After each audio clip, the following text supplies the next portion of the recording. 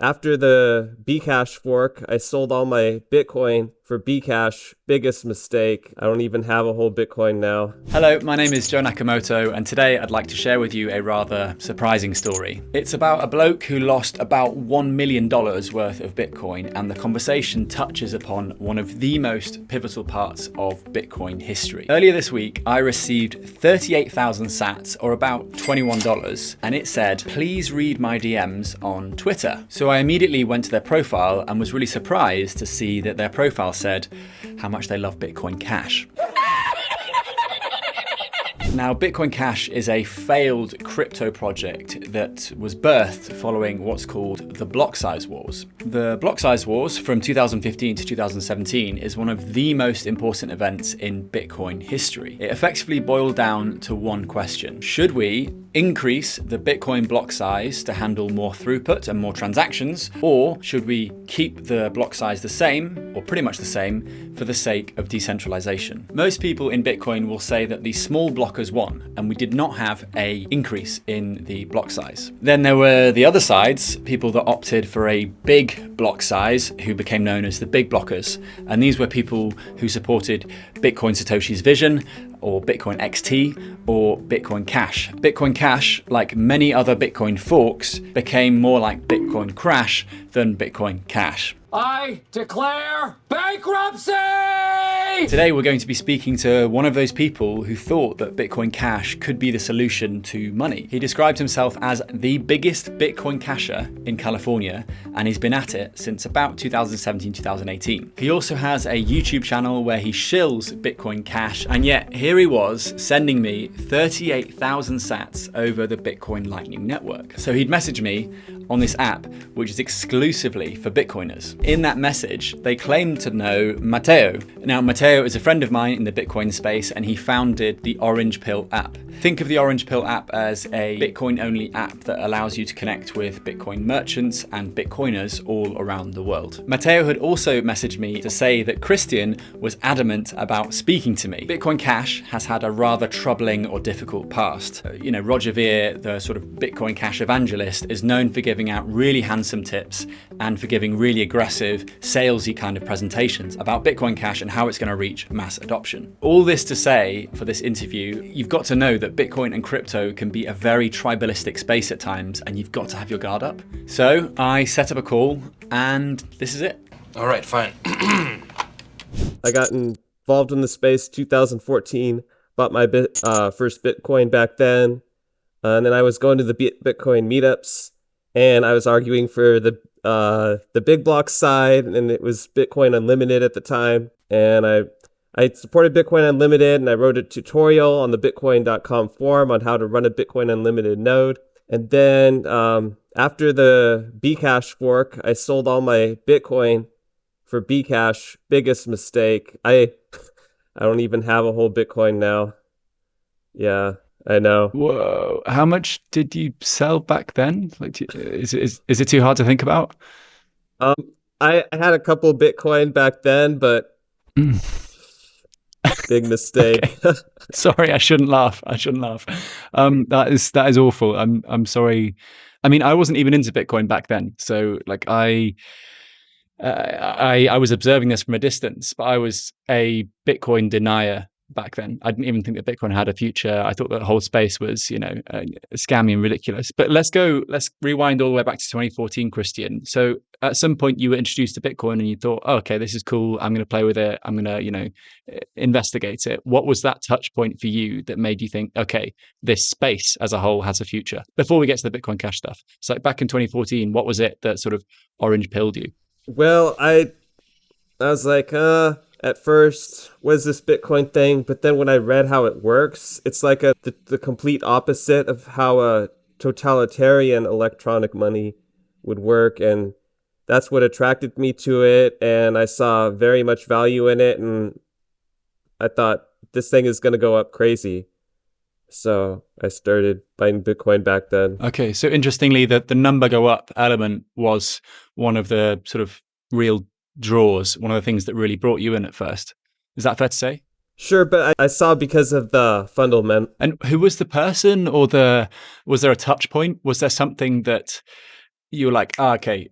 Like, for example, for me, like it was when my driver in the Ivory Coast was receiving Bitcoin from his son who lived in Paris that I was like, holy crap, like there's real life situations where Bitcoin is useful, as well as the number go up stuff, sure. But I was also like, okay, this is also censorship resistant money. Like before that, I just heard of Bitcoin as like blah, blah, blah, number go up stuff, but I didn't really see the use case. And then when I saw someone, receiving money as a remittance tool, I was like, oh crap, okay, this is clearly, significant. Like, was someone paying for something, or was someone, I don't know, like showing you how to download run a node? Was that something that happened, or was it literally, okay, I read this paper, I understand it has potential, and I'm in? Yeah, it was really about learning how it worked, reading the right white paper, and that's pretty much what had me sold. Nice. So you're much smarter than me. Good. I wish I'd done the same. What's your background? Like, what do you work in? How did you even come across Bitcoin in 2014? What were you doing at the time? That's a lot of years back. I was going to college for my music degree, but I was also very technically inclined, so I ended up going into computer science, still on that path. But yeah, it's very much along those lines, and that's one of the reasons I liked it too. Oh, nice. What do you play?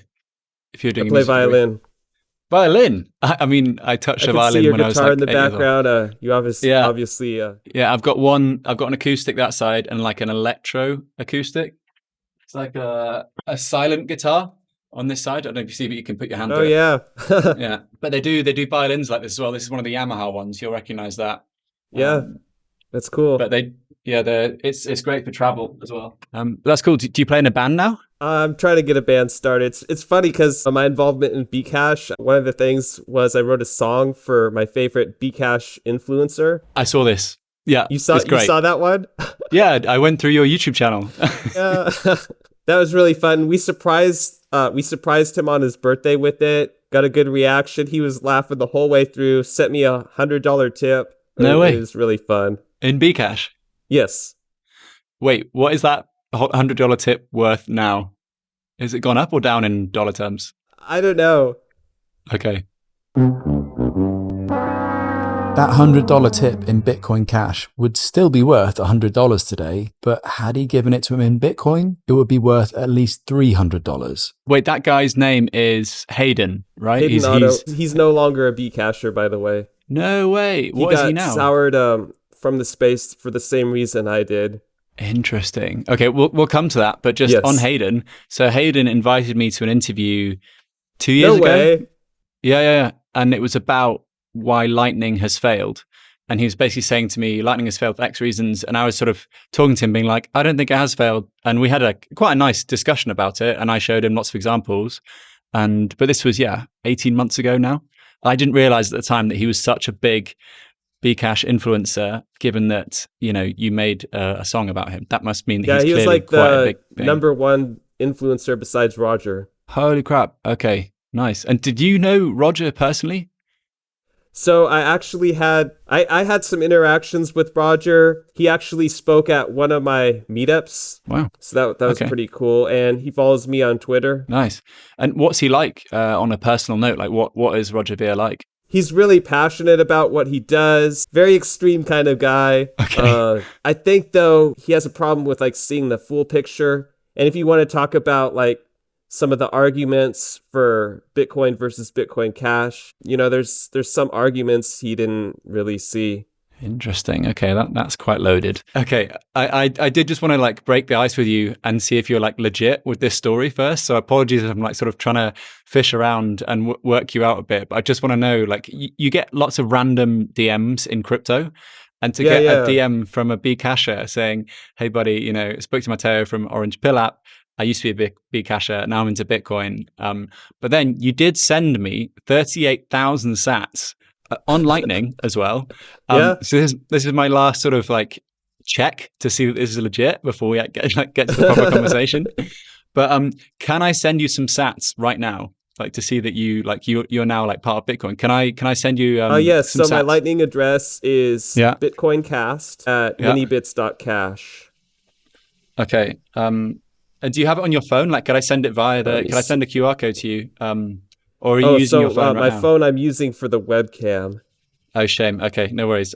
I can do it via my Lightning app. Anyways, I don't know that LN URL. Is that a wallet or is that a company? What is it? Minibits.cash. It's for Fediment. Oh, so you've got a Fediment set up in California? It's just through the app. Okay, so I'm gonna send this. Swipe to confirm. Hopefully you get a notification or similar. You see that? Did you get the notification through? Yeah, I did. You did. Okay. How many sats was it? This is my don't trust verify. Let me look. Okay. Wow. 3,765. Awesome. Okay, cool. We are definitely on the phone to a Bitcoiner because let's be honest, I could not send a Bcasher some sats over the Lightning Network. They would reject it. And do you know why I know that's the case? Because I tried to do it to Hayden in our interview 18 months ago. So there you go. Well, to be honest, for his credit, he did a video on how Lightning sucks, and it did suck at the time. The Lightning Network, a vaporware technology presented by advocates of small blocks as the solution to Bitcoin scaling problems. It was really terrible user experience, but things have improved. Mm-hmm. Well, we just demonstrated that things have improved.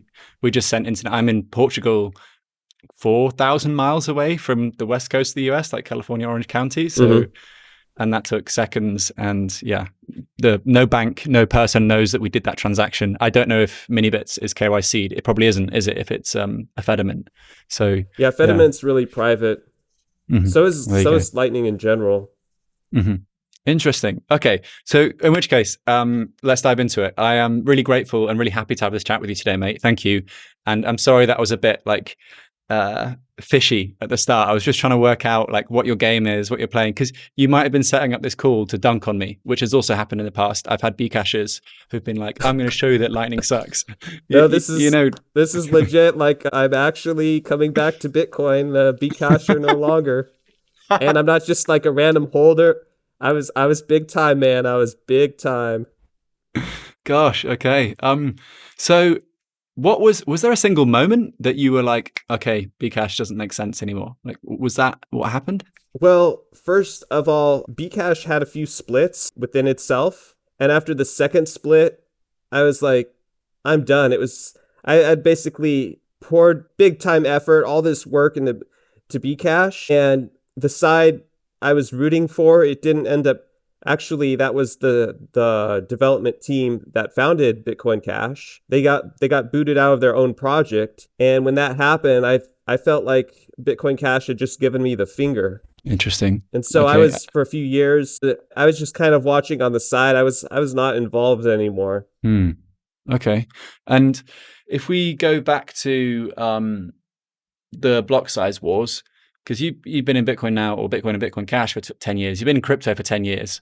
Yes. What was the block size wars like for you? So a lot of this was before the Lightning Network, so we don't have that context. And a lot of it was up to maybe even when Lightning Network was out, but it just had a really bad user experience, and the big blockers were harping on that. So basically, for those of you who don't know, block size is about how many transactions fit in a Bitcoin block. And that's just basically a package of transactions every 10 minutes roughly that gets circulated throughout the network. And there's a limit on how many transactions can fit in that block, and that's called the block size limit. And so there was a debate that on one hand, if you had the block size limit small, it would limit the amount of transactions and the fees would be really high. Bitcoin would have a bad user experience. But on the other hand, you had people argue that if you increased the block size limit too much, then you would risk decentralization, and only big nodes in the network would be able to participate, and that would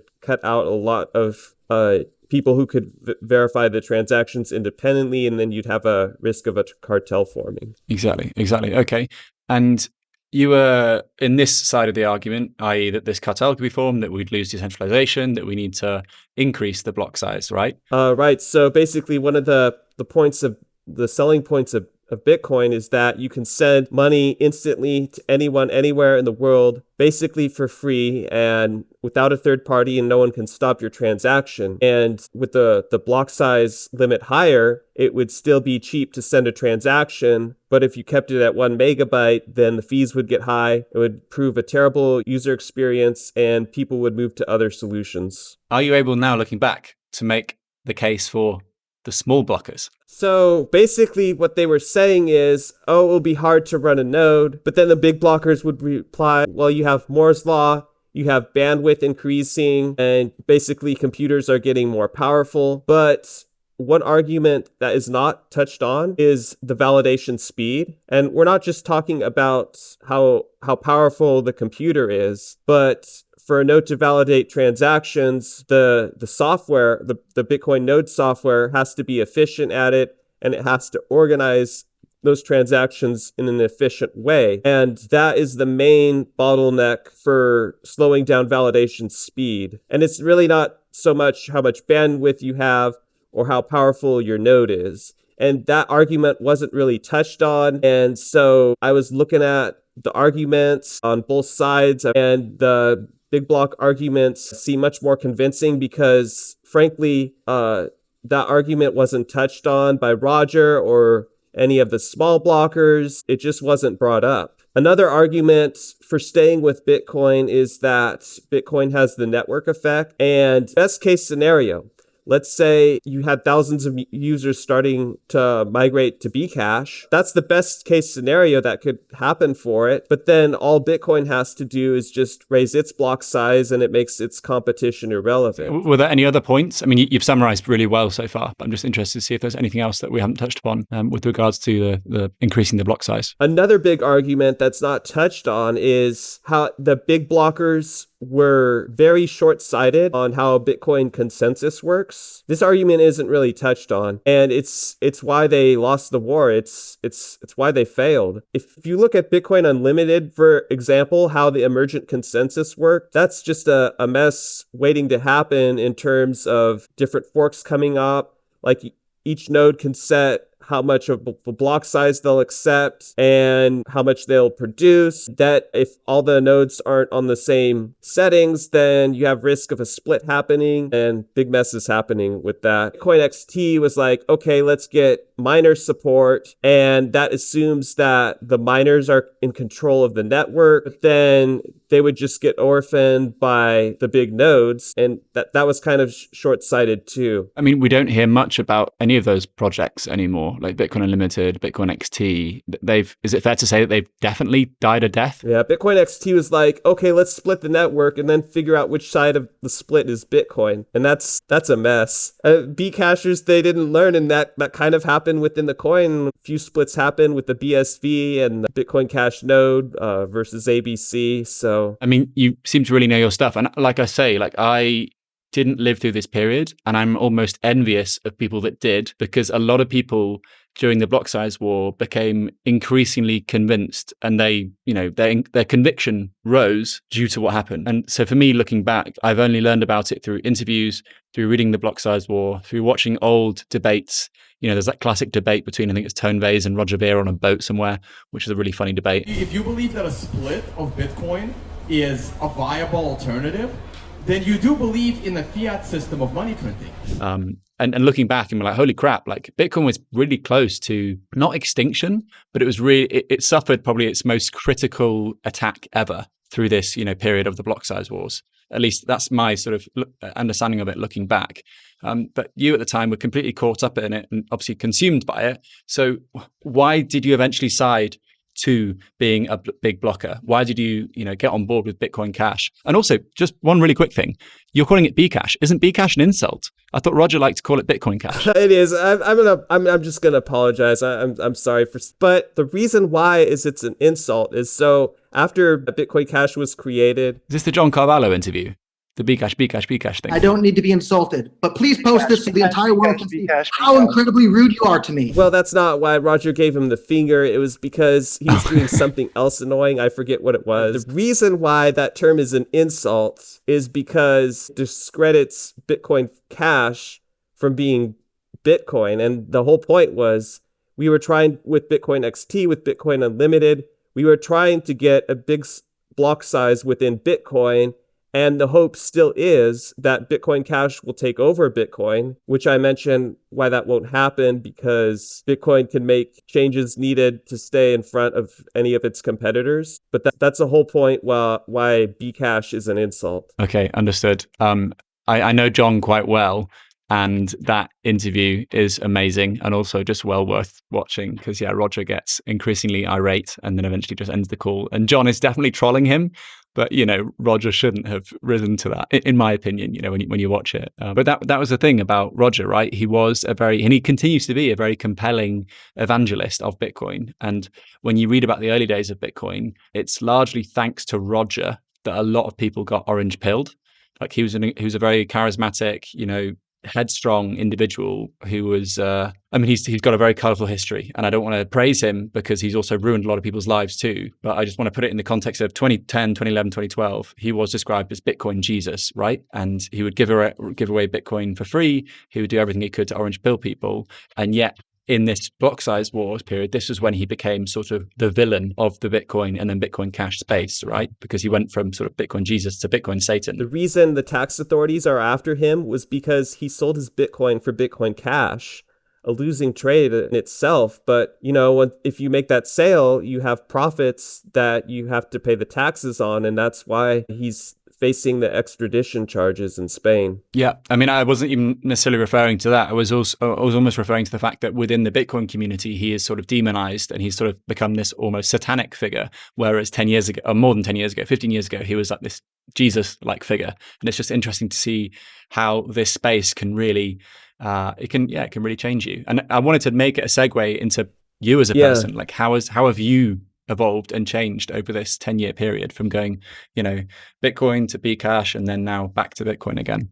Well, like I said, I got burnt out after the last split. So ABC had to rebrand their project. They called it eCash, not Xiaomi and eCash, but the name of their new coin. And I wanted to continue promoting adoption, but I was really just burnt out. And the fact that ABC had to start over in terms of network effect was like, I can't do any local meetups. There's hardly anyone that supports it locally. Still really admire their software development direction and how they're experimenting with pre-consensus or Avalanche and how they're really trying to maintain their compatibility with Bitcoin Core and backport from the Bitcoin Core software still. Was there a highlight of your, I mean, you mentioned the video with Hayden, but was there another highlight or were there any like really great moments in your sort of Bitcoin Cash career? Yes. So I was very involved. I was running the meetups for both Orange County and LA for Bitcoin Cash. And of course, I had Roger speak at one of my meetups. I promoted merchant adoption. I hosted a Bitcoin Cash hackathon and I raised over $10,000 in prize money for that hackathon. And of course, I wrote a song for my favorite Bitcoin Cash influencer. Influencer. Yes. So let's talk about that then. What happened to Hayden? Why is he no longer a Bcash influencer? Well, it's the same reason I got soured from the space after that last split. He's kind of moved on to just all things crypto. And I messaged him. I said, hey, Hayden, you know, you should just go with more Bitcoin because you were at the top of your game when you were just focused on one coin. You know, Bitcoin's more likely to raise its block size than another altcoin overtaking it. And he says, I agree with that, but I still think Lightning sucks. And I said, yeah, it used to be terrible, but it's gotten better. And he says, I still think it's a failed experiment. So that was that. Interesting. I think it's just still too early with Lightning to judge it as failed or successful. Like, I think that, there's so much being built on it as well. And so much, there's really, really excellent custodial Lightning, but obviously we don't want custodial Lightning. We want good self-custodial Lightning. And when it comes to self-custodial Lightning, it is getting better and better. But yeah, I think it's still very much experimental, but the project is only, 8 years old? Or maybe less than that. So, yeah. And what's the Bitcoin Cash scene like now? How big is it compared to say it's like heyday? Obviously, the splits that happened inside of it were devastating and a lot of people left, but some other people have joined. So it's just kind of, I don't know, just stayed its thing, hasn't really gained traction in the market relative to Bitcoin. It's now it's like 0.57% of a percent. So 0.057. And when it launched initially, it was like 0.3 to Bitcoin. And its peak, it was like 0.4, almost half a Bitcoin for a Bcash. So big losses to anyone who's been holding Bitcoin Cash for all this time. They've really taken on some heavy losses, and they could have been much better off. Did you hold some Bitcoin Cash just for old time's sake, or like just in case, or is I that have it? a little bit. Yeah. Okay. So you're still, still interested a little bit in Bitcoin Cash. I've a little bit just to pay for VPN I use. They haven't integrated Lightning yet, so. Wait, is that Proton? No, it's Mullvad. Oh, Mullvad. Okay. Oh, I didn't realize Mullvad accepted Bitcoin Cash. I use Proton, but they accept Bitcoin on chain, but not Lightning yet. But recently it hasn't mattered because, the transaction fees are so low. But yeah, you're right. They need to adopt Lightning, these guys. Okay. I mean, talk to me a bit more about the performance of Bitcoin. Like Bitcoin Cash, what's the market cap? $7 billion. Oh my God. That's a fraction of Bitcoin's It's a market fraction cap. of a percent. Yeah. Shit. That's and at one point it was half the market cap of Bitcoin. Yes. Ouch. Okay.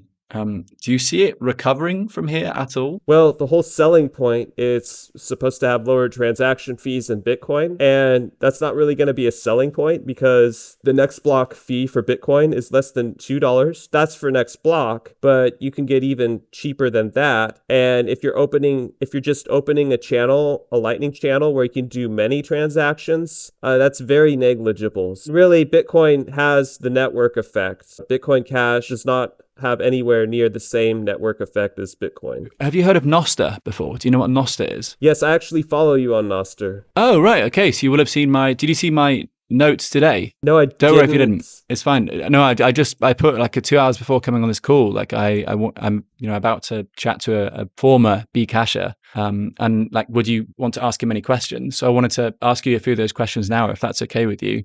Sure. Bear in mind that the Bitcoin Cash community was toxic. Maybe it still is. I don't know. The Bitcoin community also quite toxic, as I'm sure you know as well. But one of them was saying, is it contagious? Is it infectious? Will we also get infected by Bitcoin Cash from watching this interview? No answer? That's okay. You might get gangrene or something. You might get gangrene from. Great, good to know. Avoid Bitcoin Cash because gangrene. No, I'm kidding. That was just the icebreaker question again. A lot of them wanted to understand the value you saw in Bitcoin Cash versus Bitcoin, and within that, why you held it for so long. And then secondary to that question is what changed that value perception and caused a reevaluation of that position. So let's start with like the value of it first. What value did you see in Bitcoin Cash for so long against Bitcoin? Well, it has low and cheap transaction fees, still does. It's, less than a cent to send a transaction. However, I thought that was the value. And since Bitcoin had super high fees, I thought, well, Bitcoin Cash is going to replace it at some point. But obviously, that's not going to happen for the reasons I mentioned previously about the current transaction fees and the adaptability argument. Yeah, understood. And then what changed that value perception and caused a reevaluation of your position? Really, what caused it is how I got soured out of Bitcoin Cash by the last split, and I was just rethinking, like, should I get involved in crypto anymore, and should I support eCash full time, or should I go back to Bitcoin? And what turned me on, I want to give credit to Adam back because he was pleading with Roger on RBTC. He acknowledged how the censorship was wrong, but how two wrongs don't make a right, and how he says, Roger, you're a free market advocate who said the market will decide. Well, the market's decided. He says, come back to Bitcoin. Layer 2s are really good right now, and we're carrying the original magic internet money meme. Wow. That was a tweet from Adam quite recently, no? Like within the last year. Yeah, so Adam, if you're watching, thanks for writing that, because I was still kind of thinking about Bitcoin, but then that was the message where I said, okay, I'm going to go to a Bitcoin meetup. I'm going to download a Bitcoin wallet. I'm going to set up my Lightning wallet. Wow. So it was Adam's tweet. I'm trying to find it right now. I'm That was looking a at Reddit his, post. it was a Reddit post. Yeah. Okay. If you have the link to that. He comments on our BTC and gets downvoted a bunch. Does he? But, he No still way. engages with the big blockers. Interesting. I need to find that. I mean, if you have that, I can link it to you. That'd be awesome. Adam Back's work in the Bitcoin Cash subreddit is what brought you effectively. That was sort of like one of the convincing points to bring you back to Bitcoin.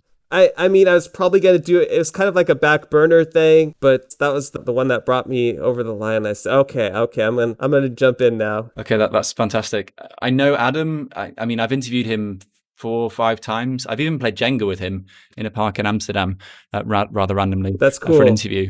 Yeah, I wanted to like build blocks with the guy who literally builds blockchains. That was like the silly joke about it. And so I will message this to him, but who knows if I'll watch it. But that's really cool that he's doing this sort of work within the RBTC subreddit.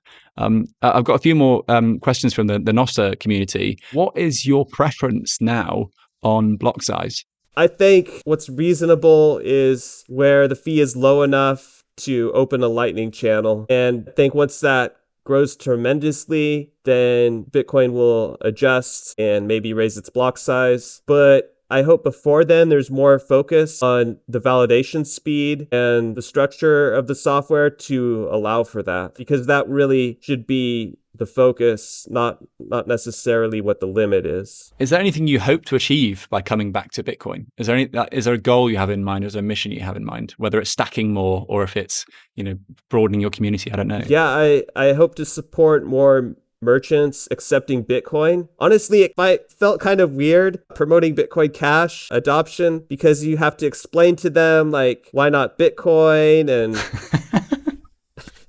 Oh God, I wish I'd watched these conversations. Like you go up to people, like everyone knows what Bitcoin is, and it's a much easier selling point. And there's some good solutions out there to be a Lightning merchant. There you go. Wait, so let's go through it today. Let's pretend I'm a merchant. Can you try to convince me to accept Bitcoin Cash? I want to see how this goes. Hi, Christian. Welcome to my coffee shop. What would you like today? Hey, I like some. I just like some dark coffee, no sugar or cream. But do you accept Bitcoin, by the way? Oh, it's interesting you asked. Let me just make that coffee for you. Here you go. Great choice. No, just a dark coffee for you. No, I don't accept Bitcoin. Why? Should I? What is it? It's basically magic internet money, and the money we use now, it's being devalued through inflation. Bitcoin, on the other hand, has a limited supply, and it's a much better way to protect your wealth. Okay. Oh, that sounds great. I've really noticed the price of my coffee beans going up, and it's margins are getting tougher and tougher.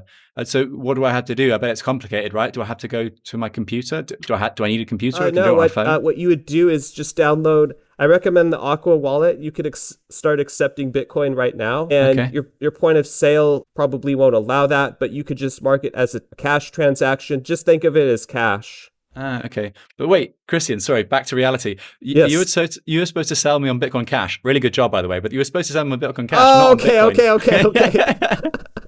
I'm sold on Bitcoin, mate. You don't need to convince me. Okay. Yeah. So we're back at the coffee shop. That'd be harder to do, especially now that I'm not in that space anymore. Well, exactly. But I just wanted to understand how that conversation pans out. So, okay. So here's your dark coffee. You said, what's this Bitcoin thing you speak of?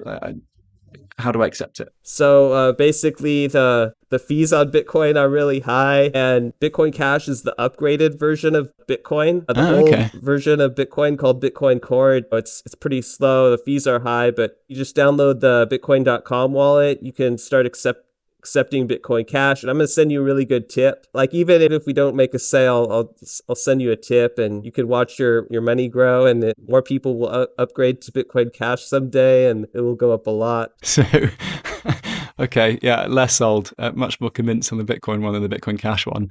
But was that effective? Did merchants accept Bitcoin Cash? Was there a community near you? Yeah, we got a few merchants on board. It wasn't much, and it was really hard to get a merchant on board. But yeah, we had that going. Wow, that's crazy. I've never ever used Bitcoin Cash, and I don't think I ever will. Next question. Great job, and thank you so much again for putting up with my silly questions and even role play.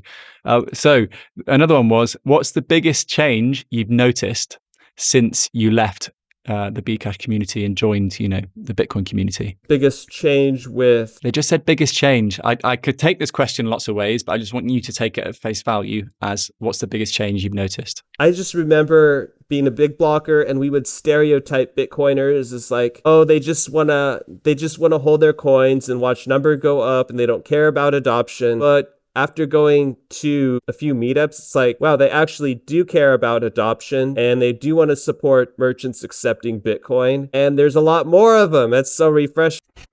Interesting. That's quite a nice, heartwarming comment. So you went to the meetups in California, right? That's how you met Matteo. Yeah, they were very accepting of me, and I told them my story, and it's been great. And are you on the Orange Pill app? Yes. In fact, I messaged you on the Orange Pill app, but you didn't respond. Sorry. I'm awful. Twitter, Nostr slightly better. Orange Pill app for me. I get lots of DMs from random stuff. And I'm sorry, Christian, this is why my introduction to this call was a bit off the wall. Because, when a random Bcasher messages saying, hey, it's just, don't trust verify, right? Yeah.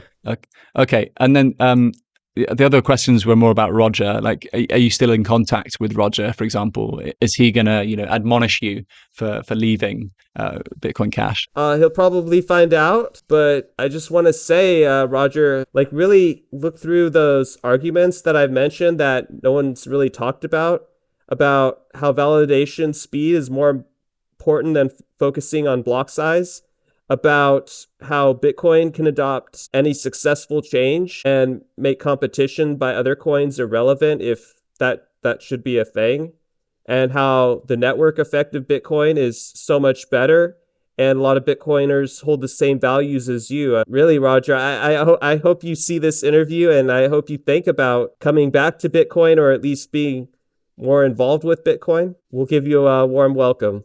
We'll tip you in Bitcoin. Yes. He doesn't need it. He's got plenty of Bitcoin and Bitcoin Cash, doesn't he? Okay, that's awesome. A friend of mine said he just wanted to welcome you to our helpful, informative community. He also asked what the straw was that broke the camel's back, but I think you've addressed that with the technical splits. Yeah. This is all good stuff. I mean, I don't really need a Bitcoin Cash pill my audience. They're definitely. I've got a lot of crypto curious people watching, so maybe I should ask a coin about sort of a multi-coin future. Like, I'm very much Bitcoin only or Bitcoin maxi, however you'd like to address it. You mentioned earlier, Christian, that you hold some Bitcoin Cash still, and I totally get it if you do that, even for nostalgia's sake, just to look at it in your wallet sometimes and be like, remind myself of those days. But are you interested in other chains, and do you hold other chains' coins? I hold some eCash, not much. Don't really have much crypto right now. But how I look at other coins is basically they're test nets for Bitcoin. Okay, they can experiment with some feature, but at the end of the day, Bitcoin's going to have the market share. And if any of those other test nets should rival Bitcoin, Bitcoin can adopt those features. And I believe in the UXTO model of Bitcoin, and that's going to be the one that prevails. And that's why Bitcoin will succeed and outperform the others. Great answer.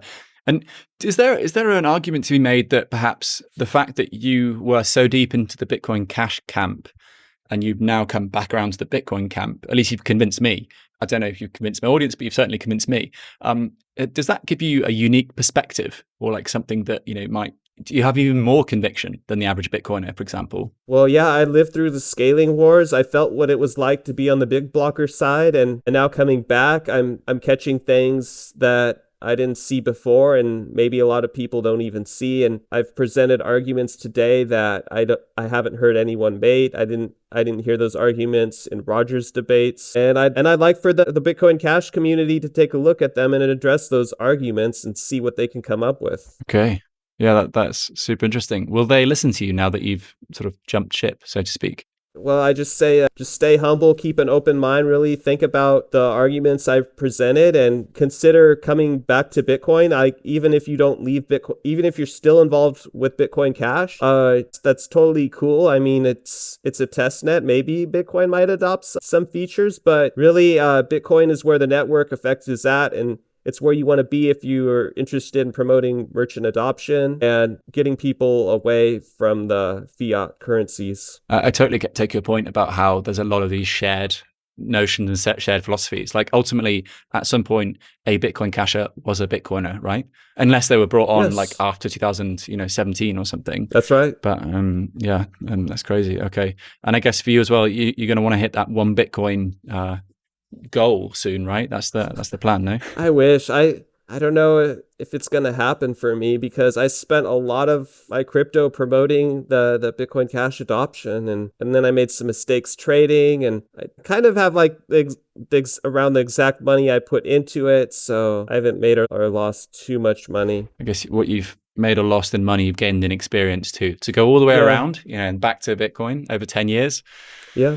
Or 7 or 8 years. It's certainly a learning curve. Okay, awesome, man.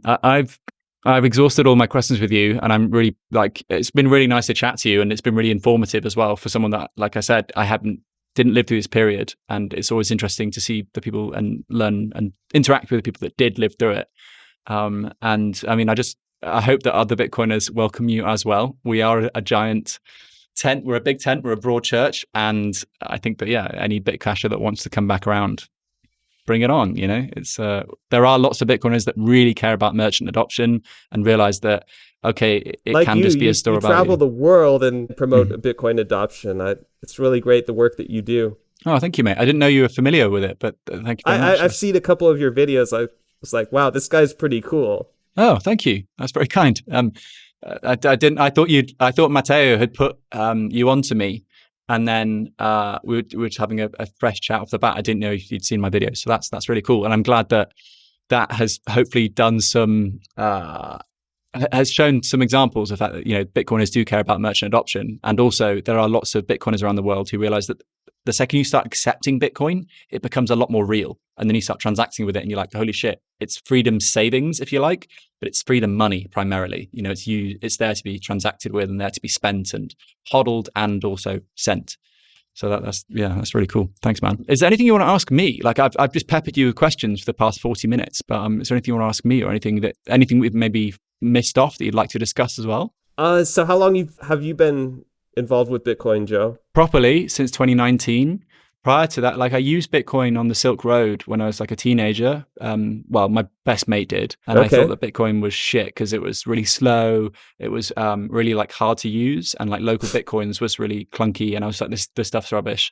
And it took me a lot of touch points before I was like, okay, this thing is not going away.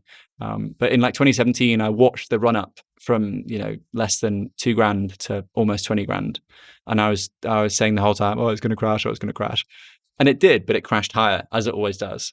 And then, so that meant that I also sort of missed out on the block size wars. And then it only came to when Lightning started to be used properly that I effectively got Lightning pilled and then orange pilled. So there might be some horrible existence, some horrible parallel universe where I'm a Bcasher because I care so much about spending. But in an alternate universe. There you go. But in this universe, I use Bitcoin as a savings tool. I promote it as a savings tool, but I also promote it as a tool for empowerment. And the best thing it can do as empowerment is the ability to send money. Because if you can't send it, then it's pointless, right? It's just another. It's gold, and gold exists. Who cares if you can't send it? So going forward, I'll be acquiring more Bitcoin. I'm going to keep promoting Bitcoin adoption. I got a California Telegram group. I'm going to merge that with the Bitcoin one. And oh, nice. And then I'm going to change my Bitcoin Cast logo color from green to orange. Interesting. That's you going full send, isn't it? Yep. Okay. And you're not being a spy or anything, you're trying to infiltrate the Bitcoin community to then rug pullers in some way, are you? You're not going to start selling as a course about Bitcoin and then it's actually Bitcoin Cash. Funny idea. I'm going full send. I don't think there's any going back. Okay. Wow, there it is, man. That's so refreshing to hear, and I'm like, happy for your journey, man. You're going to have a lot of fun along the way. One last thing for me, maybe. I saw that Naomi Brockwell, the privacy advocate, she's on your YouTube channel. You've interviewed her a few times. Was she a Bcasher as well? I think a lot of these people in the space, they're kind of sympathetic to the Bitcoin Cash cause because they kind of saw both sides. They were in a time where Lightning wasn't really usable, and yet the fees on Bitcoin were really high, and they were more sympathetic to altcoins because they cared about promoting adoption. But they still remained with Bitcoin. Okay. Well, Christian, I think I'll leave it there. Thank you so much for your time. Pleasure. It's been really cool to talk to you, and yeah, best of luck on your journey, man. I hope that I know that Bitcoin will do good for you because it tends to do good for everyone. Like as the expression goes, you don't change Bitcoin, Bitcoin changes you. We're getting very philosophical and very ideological with this, but I think it's fun to do that sometimes, right? Good luck with all the work you do too. Cheers, mate. That's really, really appreciated. I'm very surprised and really pleased you watch it as well. So that's cool. I wanted to share this conversation for 3 reasons. One, it's to show that you can come back to Bitcoin at any time and you can buy some Bitcoin, you can run a node because ultimately it's a neutral protocol. And number 2, this conversation reminded me of the importance of the block size wars. Now, prior to becoming like all in on Bitcoin, I was a bit, on the fence. I wasn't that sure. And when I read the Block Size Wars, that for me was the book that completely orange pilled me. You go into all the politics around what the big blockers wanted, what the small blockers wanted to preserve, and you understand that Bitcoin is probably never, ever, ever going to change due to political means or due to people trying to lobby certain parties. Like the Block Size Wars proved that this protocol is going to stay decentralized and secure, hopefully forever. So highly recommend it. And the third thing is that merchant adoption in Bitcoin and spending Bitcoin, it's not exactly the biggest narrative in the Bitcoin space, but it's certainly a narrative that I find kind of sexy and I find it quite interesting. It's something that I like to promote, especially in emerging markets, because it is a lot better than the incumbent systems. I get that in the West, we have Apple Pay and PayPal and whatever else, but in a lot of emerging markets, merchant adoption is so important. And as Christian alluded to in that interview, one of the reasons he came back to Bitcoin was kind of because of my content. So I kind of feel a bit odd about that. But yeah, do go out and try to spend and try to experiment with spending your Bitcoin. Replace it though. Always replace it, because of course we know that over a long enough time period, Bitcoin is probably going to go up. Not financial advice. That was my call with Christian, and it's funny because I've since found Christian on Nostr and I've even zapped his profile. So it's another touch point that clearly this guy is really wanting to come into the Bitcoin world. Nostr, of course, is notes and other stuff transmitted over relays, and it's kind of like a decentralized approach to the internet, of which Twitter has become sort of like the most popular use case so far. By the way, if you want to be like, actually, you said that he lost $1 million.